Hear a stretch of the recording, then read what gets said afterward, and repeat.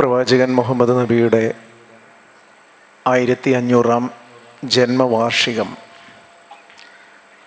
ലോകമൊട്ടുക്കും സമുചിതമായി ആഘോഷിക്കുന്ന ഈ ഒരവസരത്തിലാണ് K T ഉസ്താദിൻ്റെ പേരിലുള്ള മദ്രസ അതിൻ്റെ ദശവാർഷിക ആഘോഷവും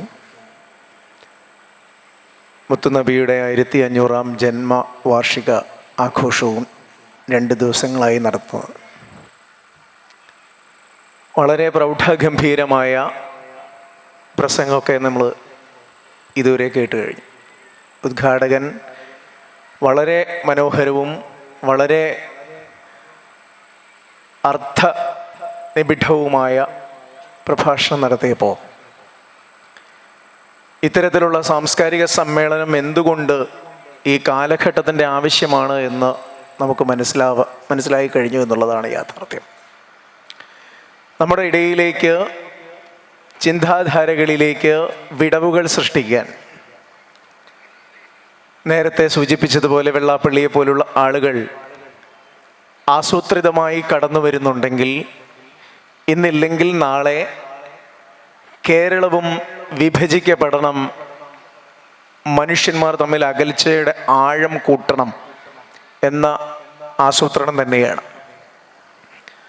ഇത് ഇന്നോ ഇന്നലെയും തുടങ്ങിയതല്ല.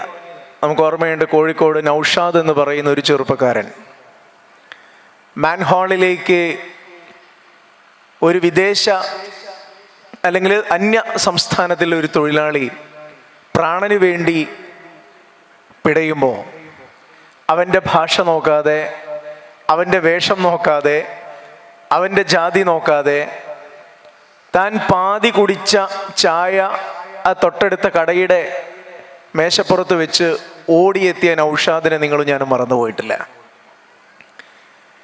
ആ നൗഷാദ് ആ അന്യഭാഷാ തൊഴിലാളിയെ രക്ഷപ്പെടുത്താൻ വേണ്ടി മാൻഹോളിലേക്ക് ചാടി ഇറങ്ങുമ്പോൾ ആ മരണവെപ്രാളത്തിൽ ആ അന്യഭാഷാ തൊഴിലാളിയെ കരകയറ്റുന്നതിനിടയിൽ നൗഷാദ് മരണപ്പെടുകയാണ്. നമ്മുടെ ഒരു ശൈലി അങ്ങനെയാണ്. നമ്മൾ മനുഷ്യനെ മാത്രമേ, അല്ലാതെ അവൻ്റെ മതത്തെയോ വേഷത്തെയോ അല്ല നമ്മൾ മനസ്സിലാക്കിയിട്ടുള്ളത്. എന്തുകൊണ്ടാണ് നമ്മൾക്കൊക്കെ ഇങ്ങനെ സാധിക്കുന്നത്? നമ്മൾ ഇത്തരത്തിലുള്ള ഒരു സാംസ്കാരിക തലങ്ങളിൽ ഇരിക്കാൻ എന്തുകൊണ്ടാണ് നമുക്ക് സാധിക്കുന്നത്? ഞാനൊരു മറ്റു മതവിശ്വാസിയാണ്. ആ മതവിശ്വാസിയെ ഒരു സാംസ്കാരിക സമ്മേളനത്തിലേക്ക് ക്ഷണിക്കാൻ കാണിക്കുന്ന ആ മനസ്സ്, അത് തന്നെയാണ് ഈ രാജ്യത്തിൻ്റെ മനസ്സ്. അതിനിടയിൽ ചകഞ്ഞു കയറാൻ എന്തെങ്കിലും വഴി? പരിശുദ്ധ പ്രവാചകന്റെ ഇന്നലകളെ കുറിച്ച് പഠിക്കുന്ന ഒരു വിദ്യാർത്ഥി എന്ന നിലയിൽ, ചരിത്രത്തെക്കുറിച്ച് അല്ലെങ്കിൽ ഒരു പുനർവായനയ്ക്ക് തയ്യാറായിരിക്കുന്ന ഒരു വിദ്യാർത്ഥി എന്ന നിലയിൽ പ്രവാചകന്റെ അനുഭവങ്ങളും സംഭാവനകളും എത്രത്തോളം ഈ ലോകത്തിന് ശക്തി കൊടുത്തിട്ടുണ്ട് എന്ന് അത് വായിച്ചെടുക്കുന്ന ഓരോരുത്തർക്കും മനസ്സിലാവും. അത് വിശ്വാസികൾക്കപ്പുറം. കാരണം ഞാൻ ആദ്യമായിട്ട് പ്രവാചകനെ കുറിച്ച് കേൾക്കുന്നത് അല്ലെങ്കിൽ ആ ഒരു വാക്ക് അല്ലെങ്കിൽ കവിതകളിലൂടെ വായിച്ചെടുക്കുന്നത് വള്ളത്തോളിൻ്റെ എൻ്റെ ഗുരുനാഥൻ എന്ന് പറയുന്ന ഒരു കവിതയുണ്ട്. ആ കവിതയിൽ പല ഗുണങ്ങൾ ഓരോ മത നേതാക്കന്മാരെ കുറിച്ച് പറയുമ്പോൾ മുഹമ്മദിൻ എന്ന് പറയുന്നിടത്ത് അവിടെ തുടങ്ങുന്ന കണ്ടിന്യൂസ് നിങ്ങൾ ചിലപ്പോൾ കേട്ടിട്ടുണ്ടാകും. മുഹമ്മദിൻ സ്ഥൈര്യവും എന്ന് പറഞ്ഞൊരു വരിയുണ്ട്. അവിടെ എനിക്ക് പല രീതിയിൽ കൃഷ്ണനാം ഭഗവാന്റെ ധർമ്മരക്ഷോപായവും ബുദ്ധന്റെ അഹിംസയും എന്നൊക്കെ പറയുമ്പോൾ മുഹമ്മദ് നബിയെ കുറിച്ച് പറയുമ്പോൾ സ്ഥൈര്യം എന്ന് പറയുന്ന ആ ഒരു ക്വാളിറ്റി, ആ ക്വാളിറ്റി എങ്ങനെയാണ്? വള്ളത്തോൾ ഒരുപാട് തവണ പല കവിതകളിൽ മുഹമ്മദ് നബിയെ കുറിച്ചും ഇസ്ലാം മത വിശ്വാസികളെ കുറിച്ചൊക്കെ പാടിയിട്ടുണ്ട്. അന്യമതദ്വേഷമുണ്ടോ മുഹമ്മദ മന്നോർമണികൾക്കു പണ്ടുപണ്ടേ എന്ന് പറഞ്ഞ് അദ്ദേഹം ഭാരത സ്ത്രീകൾ തൻ ഭാവശുദ്ധി എന്ന് പറയുന്ന കവിതയിൽ ഇങ്ങനെ ഒരു വരി കൊടുത്തിട്ടുണ്ട്. അന്യമതദ്വേഷം. പഴയ കാലത്താ, ഇന്നത്തെ ഈ കെട്ടകാലത്തല്ല. അതിനേക്കാൾ അപകടം പിടിച്ച ഒരു കാലഘട്ടം മാറ്റിയെടുത്തവരാ നമ്മൾ. അവിടെ അദ്ദേഹം പാടുന്നുണ്ട് അന്യമതദ്വേഷമുണ്ടോ മുഹമ്മദ മന്നോർമണികൾക്ക് പണ്ടുപണ്ടേ എന്ന് പറഞ്ഞ വള്ളത്തോൾ പാടുന്നുണ്ട്. നബിയെ കുറിച്ച് പഠിച്ചിട്ടുണ്ട് ഗാന്ധിജി. നബിയെക്കുറിച്ച് പഠിച്ചിട്ടുണ്ട് ശ്രീരാമകൃഷ്ണ പരമഹംസർ. ഇവരൊക്കെ ജീവിതത്തിൽ നബിയുടെ സന്ദേശങ്ങൾ അവർക്ക് ഒരുപാട് ഇൻസ്പിറേഷൻസ് തന്നിട്ടുണ്ട് എന്ന് പറയുമ്പോൾ അവിടെ ഈ സ്ഥൈര്യം എന്ന് പറയുന്നത് ഒരു ചെറിയ ഘടകമല്ല. കൃത്യമായി ജനിച്ച ഉടനെ ഒരു പട്ടി പ്രതിസന്ധിയിലല്ലേ. ഞാൻ ഇവിടെയൊക്കെ പണ്ഡിതന്മാരാണ്, ഞാൻ അങ്ങോട്ട് പറയുന്നത് ശരിയല്ല, എന്നാലും ജനിച്ചപ്പോഴേ പ്രതിസന്ധിയായിരുന്നു. ഉപ്പായെ നഷ്ടപ്പെട്ടു എന്നാണ് ഞാൻ മനസ്സിലാക്കുന്നത്, അല്ലേ? വൈകാതെ ഉമ്മയെ നഷ്ടപ്പെടുന്നുണ്ട്. ഓരോ ഘട്ടത്തിലും പ്രതിസന്ധികൾ കടന്നു വരുമ്പോൾ ആ പ്രതിസന്ധിയുടെ മുമ്പിൽ മുട്ടുമടക്കാനല്ല തയ്യാറായത്, പ്രതിസന്ധിയെ അതിജീവിക്കാനാണ്. ഇതിൽ പരം എന്ത് സന്ദേശമാണ് നമുക്ക് തരാനുള്ളത്? അതുപോലെ ഓരോ ഇടങ്ങളിൽ എന്തെല്ലാം രീതിയിൽ നിലപാടുകൾ എടുക്കണം. മക്കയിൽ നിന്ന്, താൻ ജനിച്ചു വളർന്ന നാടിൽ നിന്ന് തനിക്ക് ഒരു ഉത്ബോധനം ലഭിച്ചപ്പോ അത് പറഞ്ഞപ്പോൾ അവൻ അവിടെ നാട്ടുകാർ വിശ്വസിച്ചില്ല. അതുവരെ അൽ അമീൻ എന്ന് വിശേഷിപ്പിക്കപ്പെട്ടിരുന്ന പരിശുദ്ധ പ്രവാചകനെ, മുഹമ്മദ് നബിയെ, അവിടെയുള്ള ആളുകൾ പിന്നീട് ആട്ടിപ്പായിപ്പിക്കാൻ തുടങ്ങി, അല്ലെങ്കിൽ പ്രതിഷേധിക്കാൻ തുടങ്ങി. അവിടെ നിൽക്കാൻ നിൽക്കുന്ന സമയത്താണ് അദ്ദേഹം മദീനയിലേക്ക് പോകുന്നത് എന്നാണ് ഞാൻ മനസ്സിലാക്കുന്നത്. അവിടെയും അദ്ദേഹം തോറ്റോടാൻ തയ്യാറല്ല. ദൈവം, അല്ലാഹു അല്ലാതെ മറ്റൊരു ദൈവമില്ല എന്ന തൻ്റെ മനസ്സിലേക്ക് പ്രതിഷ്ഠിക്കപ്പെട്ടിട്ടുള്ള ആ ചിന്താധാരയിൽ അവസാന നിമിഷം വരെ മാറാതെ ഉദ്ബോധനം നടത്താൻ സാധിക്കുക. അവിടെ മനുഷ്യകുലത്തിൽ ഏത് വിഭാഗത്തിൽപ്പെട്ട ആളുകൾക്കും കൃത്യമായിട്ടുള്ള മെസ്സേജ് കൊടുക്കാൻ സാധിക്കുക. അവിടെ മദീനയിലേക്ക് എത്തുന്നു. മദീനയിൽ നിന്ന് യുദ്ധം, അല്ലെ, ബദർ യുദ്ധം നടക്കുന്ന സമയത്തൊക്കെ വളരെ ചെറിയ ആളുകളും പടയാളികളുമായിട്ടാണ് പോരാടാൻ പോകുമ്പോഴും അവിടെ ഉണ്ടാകുന്നൊരു സ്ഥൈര്യമുണ്ട്. തന്നെ എതിരിടാൻ വരുന്ന അംഗങ്ങളെക്കാൾ, പടയാളികളെക്കാൾ കുറവ് എണ്ണമായിട്ടാണ് ആളുകളുമായിട്ട് പോകുമ്പോൾ അവരെ തോൽപ്പിക്കാൻ കാണിക്കുന്ന ഒരു സ്ഥൈര്യമുണ്ട്. ആ സ്ഥൈര്യത്തിൽ ജയിക്കുകയാണ് ബദർ യുദ്ധം. ബദർ യുദ്ധത്തിൽ, ഞാൻ ആ ബദർ യുദ്ധത്തിന് ശേഷം അതിൽ പടയാളികളെ പിടിച്ചു കൊണ്ടുപോകുന്നുണ്ട്. ആ പിടിച്ചു കൊണ്ടുപോകുമ്പോൾ മോചനദ്രവ്യം കൊടുക്കാൻ പണമില്ലാത്തതിൻ്റെ പേരിൽ കുറച്ചു പേർക്ക് കൊടുക്കുന്ന പണിഷ്മെന്റ് എന്താണെന്നറിയോ? നിങ്ങൾക്കറിയാം? അതെന്നെ അത്ഭുതപ്പെടുത്തി. 1500 വർഷം, 1400 വർഷം മുൻപാണ്. എന്താണ്? മദീനയിലുള്ള മുഹമ്മദ് നബിയുടെ സഹചാരികൾക്ക് വിദ്യാഭ്യാസം പകർന്നു കൊടുക്കാൻ, അവിടെയുള്ള 10 പേരെ എഴുത്തും വായനയും പഠിപ്പിക്കാനാണ് ഓരോരുത്തർക്ക് കൊടുക്കുന്ന മോചനദ്രവ്യമായി കൊടുക്കുന്ന പണിഷ്മെന്റ് എന്ന് പറയുമ്പോൾ നമ്മൾ ഓർത്ത് ചിന്തിക്കാൻ പറ്റുമോ? വിദ്യാഭ്യാസത്തിന് 1400 വർഷക്കാലത്തിന് മുൻപ്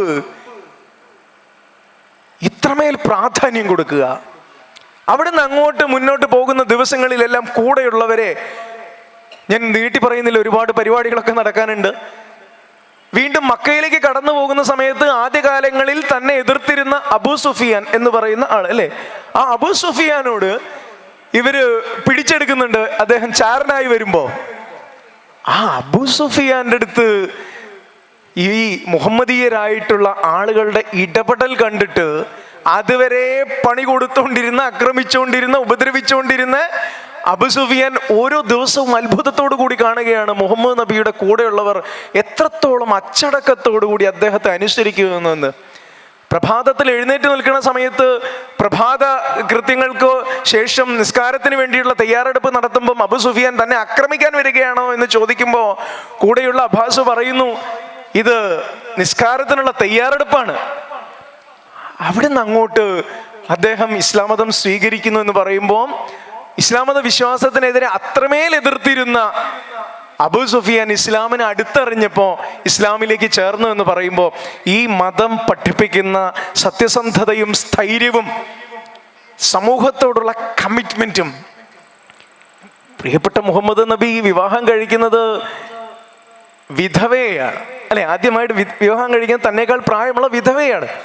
അദ്ദേഹം ആയിഷ ബീവി അല്ലാതെ എല്ലാവരും ഒരു തരത്തിൽപ്പെട്ടാൽ വിധവകളോ അടിമകളോ ആയിട്ടുള്ള ആളുകളാ. ഏത് കാലഘട്ടത്തിലാണ് നമുക്ക് ഈ നിദർശനം തരുന്നത്? പെൺകുട്ടി ജനിച്ചാൽ ആ പെൺകുട്ടിയെ കുഴിച്ചു മൂടുന്ന ഒരു ശാപമാണ്, പാപമാണ് സമൂഹത്തിന് എന്ന് കരുതി കുഴിച്ചു മൂടുന്ന ഒരു കാലഘട്ടത്തിൽ വിധവകൾ പോലും സംരക്ഷിക്കപ്പെടേണ്ടവരാണ് എന്ന ഉദ്ഘോഷണത്തിൽ അപ്പുറത്തേക്ക് എന്ത് മെസ്സേജാണ് ഈ ലോകത്തിലെ സ്ത്രീ സംരക്ഷണത്തിന് കൊടുക്കാനുള്ളത്? വിദ്യാഭ്യാസത്തിനപ്പുറത്തേക്ക് ഏറ്റവും പ്രധാനപ്പെട്ടതാണ് വിദ്യാഭ്യാസം എന്ന മെസ്സേജിനപ്പുറത്തേക്ക് എന്താണ് ഇന്നും ഈ ലോകത്തിന് കൊടുക്കാനുള്ളത്? അതിനപ്പുറത്തേക്ക് മക്കയിൽ നിന്ന് മദീനയിലേക്ക് മദീനയിൽ നിന്ന് മക്കയിലേക്ക് എത്തുമ്പോൾ അവിടെ ഉള്ളവരെ ആക്രമിക്കപ്പെടുന്നു പേടിച്ചിരിക്കുന്ന സമയത്ത് അവർക്ക് വേണ്ട സുരക്ഷയൊരുക്കി അവസാനം ജന്മനാട്ടിലേക്ക്, തന്നെ ആട്ടിപ്പായിച്ച ജന്മനാട്ടിലേക്ക് ആഡംബരപരമായി കടന്നു വരുമ്പോൾ മദീനയിലെ പ്രിയപ്പെട്ടവർ ചോദിക്കുകയാണ്, പ്രിയപ്പെട്ട നബി, നിങ്ങൾ ഇനി മക്കയിൽ അങ്ങ് സെറ്റിൽ ആവുമല്ലേ, ഞങ്ങളുടെ കാര്യം? നോക്കൂ, അവിടെ പറയുന്ന മറുപടി ഇതൊക്കെ എന്നെ വല്ലാതെ ഇൻസ്പയർ ചെയ്തിട്ടുണ്ട്. അദ്ദേഹം പറയുകയാണ്, ഞാൻ നിങ്ങളുടെ കൂടെ ജീവിച്ചു മരിക്കാനാണ് ഇഷ്ടപ്പെടുന്നത്, കൂടെയുള്ളവരോടൊപ്പം എന്നും ഉണ്ടാകും ഞാൻ എന്നുള്ളൊരു മെസ്സേജ്. ഇതൊക്കെ ഈ 1500 വർഷത്തിനപ്പുറവും നമ്മുടെ മനസ്സിലേക്ക്, നമ്മുടെ സമൂഹത്തിലേക്ക് നമുക്ക് കൺവേ ചെയ്യാൻ സാധിക്കണം.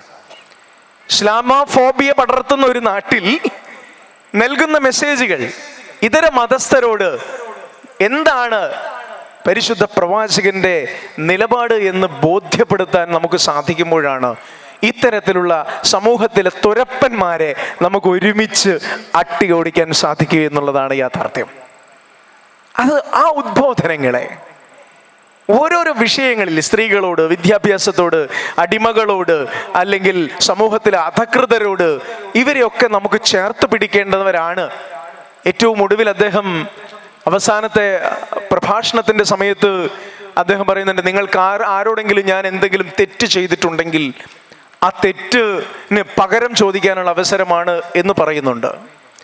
അപ്പോൾ അദ്ദേഹത്തിൻ്റെ ഒരു സഹാബി വന്നിട്ട് പറയുന്നു, എന്നെ ഈ പടയാളികളുടെ നടുക്ക് നിന്നുകൊണ്ട് തങ്ങൾ മുട്ടുകൈ കൊണ്ടൊന്ന് കുത്തിപ്പോയിട്ടുണ്ട്, അതിനെനിക്ക് പകരം ചോദിക്കണം, ചോദിച്ചോളൂ എന്ന് പറയുമ്പം അദ്ദേഹം ശയ്യയിൽ നിൽക്കുന്ന ഒരു സമയത്ത്, അന്ന് എനിക്ക് ഷർട്ടില്ലായിരുന്നു, അതുകൊണ്ട് താങ്കളും ഷർട്ട് ഒഴിവാക്കണം എന്ന് പറയുമ്പോൾ കൂടെയുള്ളവർ ഇയാളെ കൊല്ലാൻ നിൽക്കുക.